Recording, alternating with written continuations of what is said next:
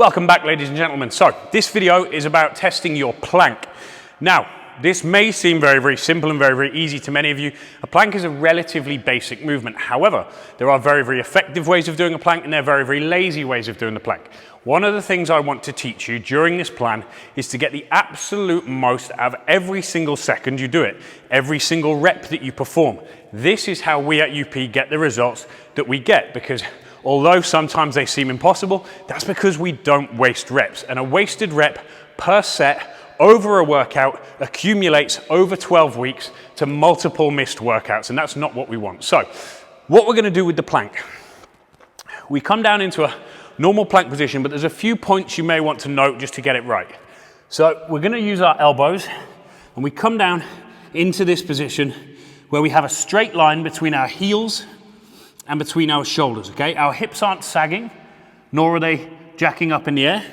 We're keeping them in a nice straight line. Once we're in this position, we pull our tummy button in as tight as we can, and we push our weight back over the heels, okay? So see how I push my weight back over the heels. My body is in a solid straight line. I don't want you bringing your hands together underneath your chin. I want them separate, and I want them out in front of you slightly.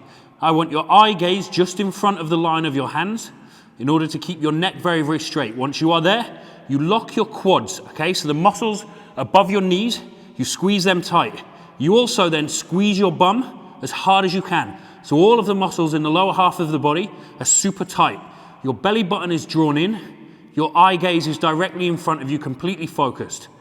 Okay? Once you have learned how to hold that position, and there's gonna be a little bit of shaking because there's lots of tension there, we push back over the heels, we squeeze the quads, locking the knees out, we squeeze the glutes, tucking the pelvis in, we pull the tummy button in, and we keep our head focused on a point 6 inches in front of our line of our hands in order to keep our neck straight.